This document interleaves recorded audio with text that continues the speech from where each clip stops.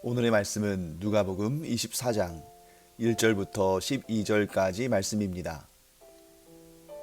안식 후 첫날 새벽에 이 여자들이 그 준비한 향품을 가지고 무덤에 가서 돌이 무덤에서 굴려 옮겨진 것을 보고 들어가니 주 예수의 시체가 보이지 아니하더라. 이로 인하여 근심할 때에 문득 찬란한 옷을 입은 두 사람이 곁에 섰는지라. 여자들이 두려워 얼굴을 땅에 대니 두 사람이 이르되 어찌하여 살아있는 자를 죽은 자 가운데서 찾느냐? 여기 계시지 않고 살아나셨느니라. 갈릴리에 계실 때에 너희에게 어떻게 말씀하셨는지를 기억하라. 이르시기를 인자가 죄인의 손에 넘겨져 십자가에 못 박히고 제3일에 다시 살아나야 하리라 하셨느니라 한데, 그들이 예수의 말씀을 기억하고 무덤에서 돌아가 이 모든 것을 11 사도와 다른 모든 이에게 알리니, 이 여자들은 막달라 마리아와 요한나와 야고보의 모친 마리아라. 또 그들과 함께한 다른 여자들도 이것을 사도들에게 알리니라. 사도들은 그들의 말이 허탄한 듯이 들려 믿지 아니하나 베드로는 일어나 무덤에 달려가서 구부려 들여다보니 세마포만 보이는지라. 그 된 일을 놀랍게 여기며 집으로 돌아가니라.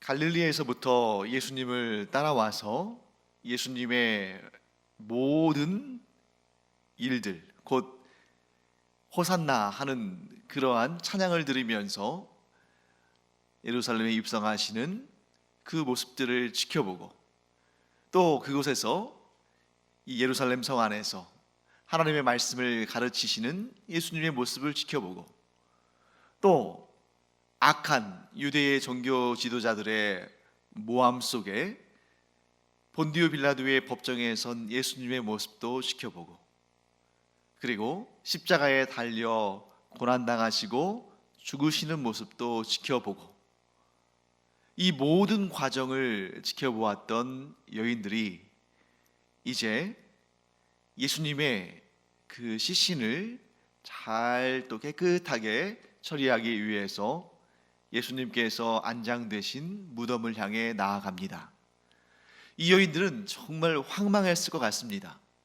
예루살렘에 예수님께서 입성하실 때만 하더라도 예루살렘의 모든 주민들이 자기의 겉옷을 예수님이 가시는 그 길에 깔고, 또 종려나무 가지를 꺾어서 그 길에 깔면서 왕의 이름으로 오시는 이여 호산나 하면서 예수님을 환영한 것이 불과 며칠 전인데, 지금 일주일도 안 된 그 시간 속에 너무나 정말 상상할 수도 없는 놀라운 일들이 벌어지는 것을 이 여인들은 직접 목격했습니다. 왕처럼 예루살렘에 입성하셨다가 악한 사람들의 그 술수에, 고발에, 또 예수님께서 고난당하시고 십자가에 달려 죽으시고 정말 상상도 하지 못했던 그런 일들을 경험한 후에 망연자실한 그런 마음으로 예수님을 그래도 끝까지 지켜드리고 그 시신이나마 깨끗하게 모시기 위해서 지금 나아가는 것입니다. 이 여인들이 예수님을 위해서 해드릴 일이 무엇이 있을까? 아무것도 없는 거죠. 이 여인들이 예수님께서 부활하실 줄을 알았다면 모르지만 예수님께서 부활하신다는 사실을 지금 알지도 못하고 믿지도 않는 상태이기 때문에 그저 우리가 할 수 있는 일하고는 정말 급하게 무덤에 모셔기 까닭에 그 몸에 흐르는 핏자국조차 제대로 닦지 못한 그런 상태에 계시는 예수님의 시신을 깨끗하게 닦아드리자. 예수님의 그 마지막, 이 땅에 우리가 마지막으로 볼 수 있는, 비록 시신이지만 마지막으로 볼 수 있는 그 예수님을 우리가 보면서 그 몸을 깨끗하게 닦아드리자 하는 마음으로 빈손으로 가지 아니하고 향품들, 즉 시신을 닦고 또 보존하기 위해서, 깨끗하게 하기 위해서 또 발라야 되는 그러한 단계들이 있죠. 그 향품들을 가지고 그 손에 들고 무덤을 향해 나아갔습니다. 이 여인들이 예수님의 시신을 잘 또 닦아드리기 위해서 그 무덤을 향해 나아갔을 때 깜짝 놀랄 수밖에 없었죠. 무덤을 막았던 큰 돌이 굴러 떨어져 있고, 그 무덤에 들어가 보니까 예수님의 시신이 없는 것입니다. 바로 그때 그 여인들이 어리둥절하며 무서워하며 근심하고 있을 때에 문득 찬란한 옷을 입은 두 사람이 곁에 선 것을 보았습니다. 하나님의 메시지를 전하는 천사들인 것이죠. 여인들은 두려워하며 얼굴을 땅에 조아렸습니다. 그때 그 두 천사가 말하기 시작했습니다. 어찌하여 살아있는 자를 죽은 자 가운데서 찾느냐? 여기에서 살아있는 자는 누구를 의미합니까? 바로 예수님이죠. 예수님은 부활하셨기 때문에 더 이상 무덤에 계실 아무런 이유가 없었습니다. 당연히 예수님께서 살아계셨기 때문에, 예수님께서 살아나셨기 때문에 여인들도 무덤에 올 필요가 없는 것이었습니다. 그런데 이 여인들은 예수님께서 부활하신 줄을 몰랐기 때문에 그 무덤에 찾아온 것이고, 예수님의 시신을 깨끗하게 처리하기 위해서 온 것이죠. 그때 이 천사들이 이렇게 말합니다. 갈릴리에 계실 때에 너희에게 어떻게 말씀하셨는지를 기억하라. 이르시기를 인자가 죄인의 손에 넘겨져 십자가에 못 박히고 제3일에 다시 살아나야 하리라 하셨느니라. 만일 이 여인들이 갈릴리에 있을 때부터 예수님께서 그들에게 하신 말씀을 기억하고 있었다면 이렇게 슬퍼하지도 않았을 것이고, 향품을 준비해서 무덤까지 찾아오는 그 이른 새벽에 무덤에 찾아오는 수고를 하지 않아도 되었을 것입니다. 그러나 이 여인들은 갈릴리에서 예수님께서 십자가에 달려 죽으시고 장사된 지 사흘 만에 다시 살아나실 것을 말씀하신 것을 들었음에도 불구하고 기억하지 못하고 있었습니다. 어떻게 그 많은 여러 명의 사람들 가운데 다 모두 함께 들었을 텐데 그 중에 단 한 명도 예수님께서 여러 번 말씀하신 십자가의 고난과 죽음 그리고 부활의 말씀을 기억하지 못하고 있을 수 있을까? 참 아이러니한 일이죠. 성경은 이런 경우를 들어서 뭐라고 말씀하시냐면 그들의 눈이 가리워져서, 그들의 눈이 가리워져서 무슨 뜻인지를 알아듣지 못했다는 것입니다. 자, 무엇 때문에 그들의 눈이 가리워졌을까? 정확히 무엇이라고 설명할 수는 없을 것 같습니다. 그런데 이런 생각을 할 수 있겠죠. 아직 때가 이르지 않았기 때문에. 이 여인들이 또 제자들이 예수님께서 하신 말씀의 의미를 정확히 깨닫고 기억할 수 있는 그러한 때가 이르지 않았기 때문에 그들은 듣고도 이해하지 못했고 기억하지 못했다, 이렇게 볼 수 있습니다. 아마 제 생각에는, 아마가 아니라 분명히 예수님께서는 이 여인들도 또 예수님의 제자들도 예수님께서 여러 번 말씀하신 십자가의 고난과 죽음 그리고 부활에 대해서 그들이 기억하지 못할 것이라는 사실을 예수님은 다 알고 계셨습니다. 자, 그들이 기억하지도 못하고 또 그들이 제대로 알지도 믿지도 않을 것이라는 사실을 예수님은 잘 알고 계셨지만, 그런데 왜 여러 번이나 예수님의 십자가의 고난과 죽음 그리고 부활에 대해서 말씀하셨을까? 저는 이렇게 생각합니다. 바로 이때를 위해서 말씀하셨다. 이때가 언제예요?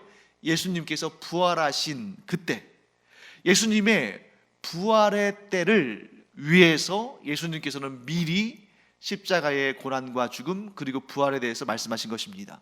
물론 이 여인들도 예수님의 제자들도 이때까지도 예수님께서 십자가에 달려 죽으시고 부활하실 것이라는 그 사실을 믿지 않았지만, 그런데 천사가 이 여인들에게 예수님께서 다시 살아나셨다, 예수님께서 살아나셨는데 너희가 왜 살아계신 분을 죽은 자 가운데서 찾느냐, 갈릴리에서 이미 너희들에게 말씀하지 않으셨느냐 라는 이야기를 이 여인들이 천사들로부터 들었을 때에 기억해낸 것입니다.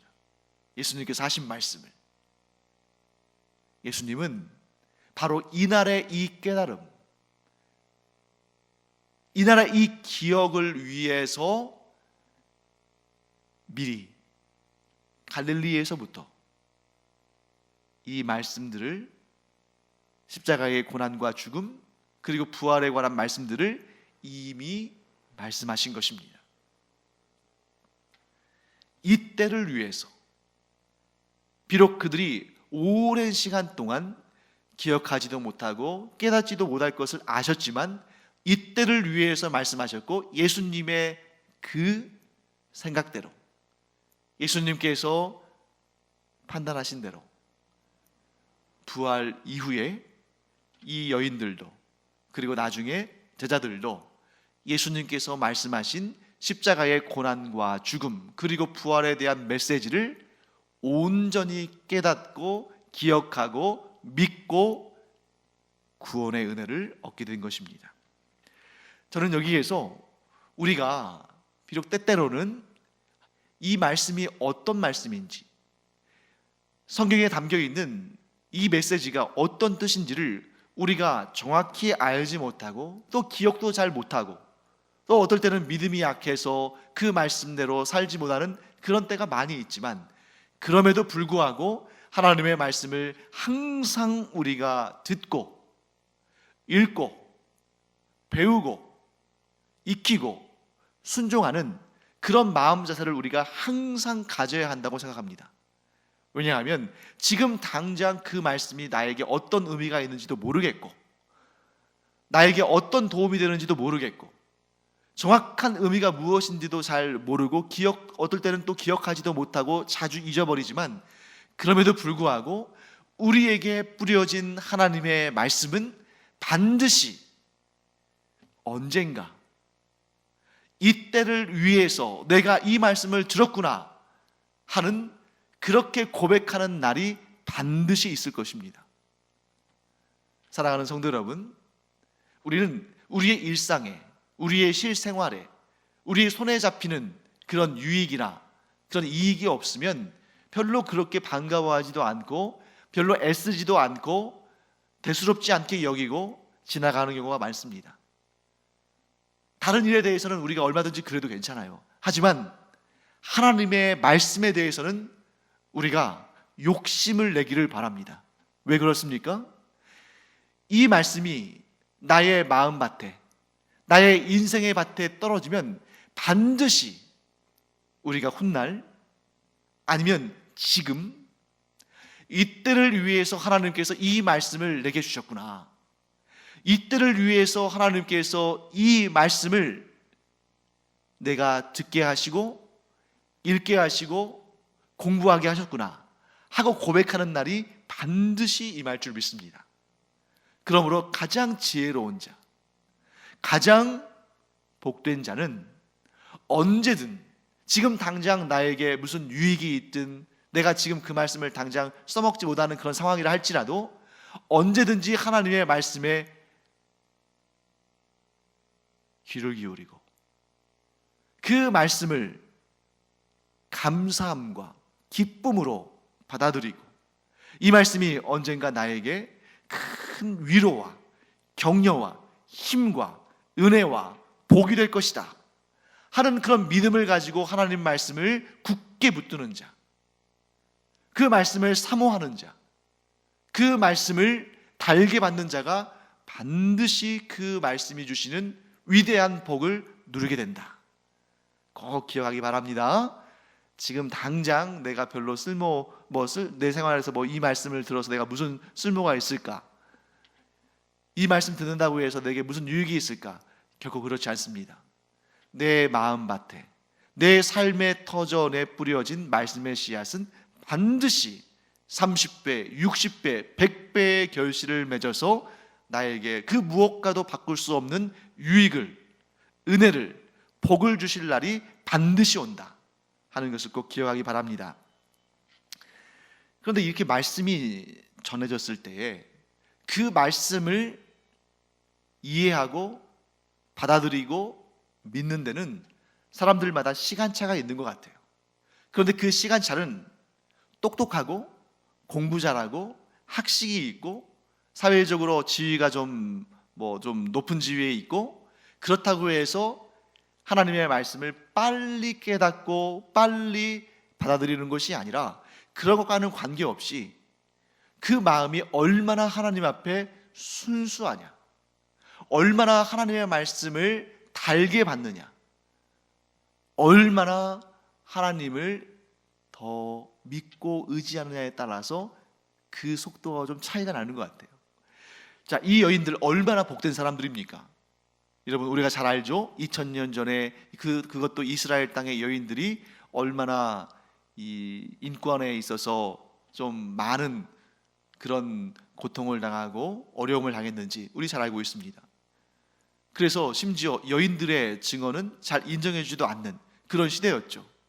그럼에도 불구하고 이 여인들은 천사들이 전해준 예수님의 부활 소식을 듣고 곧바로 예수님께서 갈릴리에서부터 하셨던 그 말씀들을 기억해내고 믿었습니다. 예수님의 부활을 믿은 것이죠. 그런데 이 여인들이 제자들에게 가서 천사들이 전해준 소식을 전했을 때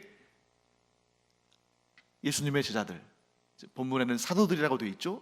이 사도들은 그 말을 믿지 않았습니다. 받아들이지 않은 것이죠. 왜 받아들이지 않았냐면 본문은 이렇게 말씀하고 있습니다. 그들이 여인들이 한 말이 허탄한 듯이 들려 믿지 않았다. 이렇게 본문은 말씀하고 있습니다. 여기에서 허탄한 말이라는 우리말로 번역된 이 헬라어 단어는 레로스라는 단어예요. 레로스. 그런데 이 레로스라는 이 헬라어 단어는 성경 전체에서 여기 이 본문 누가복음 24장 11절에만 딱 한 번 등장하는 단어입니다. 약간 좀 정신의학적인, 그러니까 그대로 따지면 정신의학적인 용어인데 어떤 의미냐면 건강 상태가 좋지 못하거나 갑작스러운 정신적인 충격을 받았을 때 자기가 지금 무슨 소리를 하는지도 모르고 내뱉는 헛소리. 그러니까 너무 큰 충격을 받아서, 너무 놀라서, 혹은 심각한 질병에 걸려서 내뱉는 그런 헛소리, 이런 의미입니다. 그러니까 아마도 제자들은 이 여인들의 말을 들으면서 속으로 좀 불쌍하게 여겼을 것 같아요. 그래, 너희들 심정 이해가 된다. 우리도 그렇다. 그 일주일도 채 안 되는 그 시간 동안에 정말 왕처럼 예루살렘에 입성했다가 천하의 최악의 죄인 취급을 받고 그 저주스러운 십자가의 죽음으로 돌아가신 그 예수님의 모습을 두 눈으로 지켜봤으니 얼마나 충격이 크고 얼마나 괴롭겠냐. 그러니 너희가, 당신들이 그렇게 헛소리를 할 만도 하다. 아마 그렇게 생각하고 이 여인들의 말을 대수롭게 듣지 않았을 겁니다. 대수롭지 않게 들었겠죠. 그런데 만일 이런 생각 한번 해본 적 있으십니까? 만일 이 여인들로부터 예수님의 부활 소식을 듣지 않고 이 여인들이 그랬던 것처럼 만일 천사들로부터 예수님의 부활 소식을 들었다면 제자들은, 이 사도들은 예수님의 부활의 소식을 믿었을까요? 그렇지 않았을 겁니다. 왜냐하면 이 도마와 같은 제자는 다른 제자들이 전부 우리가 부활하신 예수님을 만났다 라고 증언해도 내가 직접 그 못 박힌 손과 창에 찔린 옆구리를 눈으로 보고 손으로 만져보기 전까지는 믿지 못하겠다 하고 의심했죠. 그리고 정말 예수님께서 찾아오셔서 그 못 박힌 손과 창에 찔린 옆구리를 보여주시고 만져보라고 하셨을 때 그제서야 믿었습니다. 그러니 예수님께서 직접 확인해 주시기 전까지는 믿음을 갖지 않았기 때문에 천사들이 와서, 천사 둘이 아니라 천사 2천이 와서 증언해도 아마 믿지 않았을 것 같아요. 그런데 베드로는 어땠습니까? 베드로는 다른 제자들과는 달리 그 이야기를 듣고 무덤을 향해 나아갔습니다. 그리고 몸을 구부려서 그 안을 들여다보고 세마포만 남아있는 것을 보고, 즉 예수님의 시신을 덮었던 세마포만 남아있던 것을 보고 놀라고 근심하며 돌아갔습니다. 자, 여기에서 우리가 이 베드로의 심리를 한번 살펴보고자 합니다. 아마 베드로는 예수님께서 부활하셨다는 사실 때문에 놀랐다기보다는, 물론 예수님께서 부활하셨다는 사실을 전적으로 부인한 건 아닙니다만 여러 가지 가능성들을 생각했을 것 같습니다. 예수님을 죽음으로 몰았던 그 악한 자들이 예수님의 시신까지도 훔쳐가고 숨겼을까?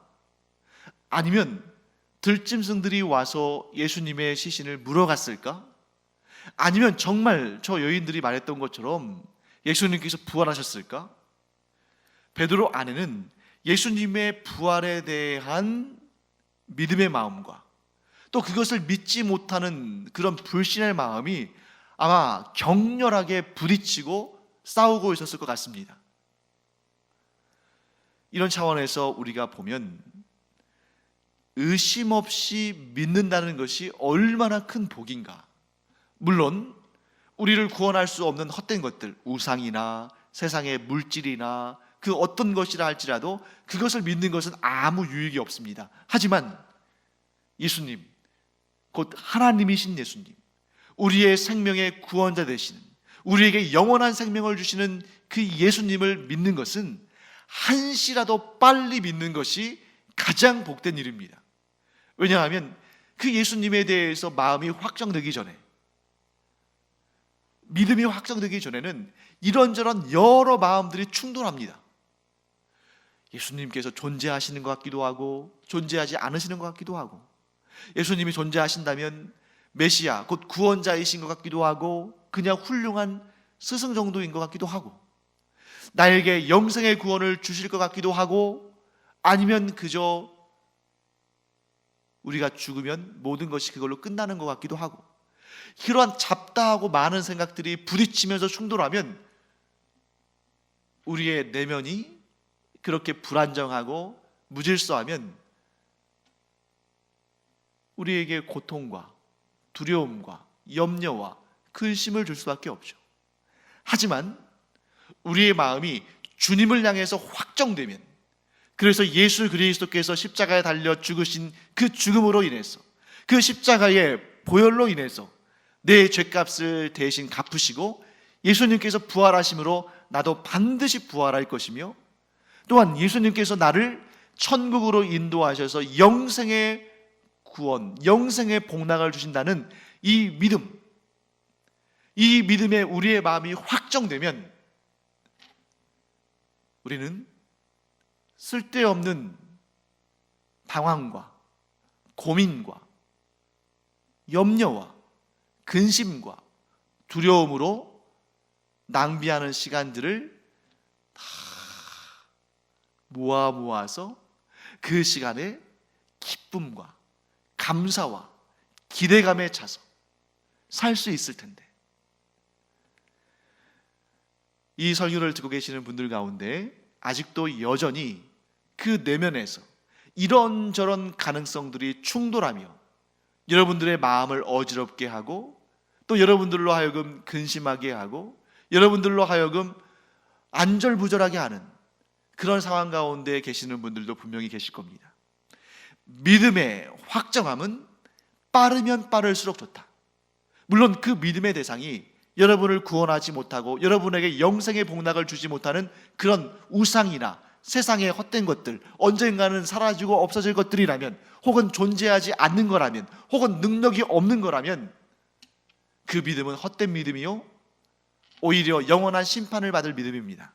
하지만 우리의 믿음이 우리를 구원하신 예수 그리스도, 우리에게 영생의 복락을 주시는 능력의 주님에 관한 믿음이라면 그 믿음은 빠르게 가지면 가질수록, 그분을 향해서 우리의 믿음이 확정되는 시간이 빠르면 빠를수록 그것이 곧 복이요, 그것이 곧 가장 행복한 인생이다 하는 것을 우리가 알아야 됩니다. 이 세상의 모든 것들을 두루두루 헤아리고 이 세상의 모든 원리를 두루두루 다 알고 이 우주의 모든 것들을 다 미루어 보고 그리고 나서 나는 예수 그리스도가 나의 구주인지 아닌지 판단해 보겠다. 여러분, 아무리 많은 지식과 지혜를 가지고 모든 것을 종합해서 예수 그리스도가 하나님이신지 아닌지, 그가 나의 구원자인지 아닌지, 하나님께서 과연 존재하시는지 아니하시는지 그것을 알 수 있을까요? 이 세상에 있는 유한한 것들을 모아서 아무리 많이 모은다 할지라도 그 유한한 것들이 주는 증거를 통해서 어떻게 무한하신 하나님을 깨달을 수 있고 믿을 수 있겠습니까? 그러므로 그런 노력도 나쁜 건 아니죠. 이 세상에 있는 원리들과 철학들과 사상들과 이론들을 다 연구하고 공부하면서 하나님의 존재에 대해서 알아가려고 하는 것, 그런 열심, 그런 부지런함, 제가 뭐라고 할 수 없습니다. 하지만 구원에 이르는 길은, 그 결정적인 순간은 사람의 노력이나 연구나 검증의 단계가 아니라 오직 믿음으로만 그 문을 통과할 수 있다. 여러분, 아무리 열심히 연구하고 아무리 모든 것을 미루어 깨닫고 지혜를 얻었다 할지라도 그 구원의 문턱까지는 갈 수 있을지 모르지만 그 구원의 문을 통과하는 것은 오직 믿음으로만 구원을 얻게 되는 줄 믿습니다. 그러므로 이 부활의 날, 이 부활의 복된 날이 우리에게 정령 생명의 날이요, 영생의 날이요, 구원의 날이 되려면 나를 위해 십자가에 달려 죽으심으로 내 죄값을 다 갚으시고 나를 위해 부활하심으로 나에게 영원한 생명을 주신 분이 바로 우리 주 예수 그리스도라는 이 사실, 예수 그리스도께서 나를 위해서 구원에 필요한 모든 것을 다 이루셨고 이제 내가 믿음으로 반응하기만을 기다리신다는 이 사실을 믿는 자는 이 날이 구원의 날, 영생의 날, 천국 문이 열리는 날이 될 것입니다. 하지만 아무리 지식이 많고, 아니 심지어 성경을 외울 정도로 잘 안다 할지라도 부활하신 예수님에 대한 믿음이 없다면, 그 부활이 나에게 영생을 주시기 위한 하나님의 계획이라는, 하나님의 역사라는, 예수 그리스도께서 친히 이루신 일이라는 그 확신과 믿음이 없다면 이 날은 아무 능력이 없는 날이 될 것입니다. 사랑하는 성도 여러분, 우리가 예수 그리스도의 부활을 믿음으로 말미암아 예수님께서 부활하셨다는 그런 역사적 사실만 믿는 것이 아니라 그 역사적 사실은 기본이거니와 예수님의 부활이 곧 나의 영생으로 이어지는 부활로 내 삶 가운데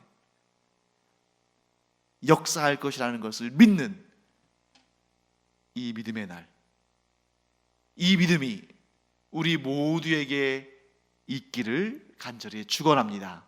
기도하겠습니다. 하나님, 주님의 은혜를 감사드립니다. 이 부활을 믿는 자만이 그도 영생의 부활로 부활할 줄 믿습니다. 저희의 믿음 주님께서 굳건히 붙잡아 주셔서 좌로나 우로나 치우치지 아니하고 올바른 믿음의 길을 나아가는, 올바른 믿음의 길로 똑바로 나아가는 저희들 되게 하여 주시옵소서. 감사드리며 예수님의 이름으로 축복하며 기도합니다. 아멘.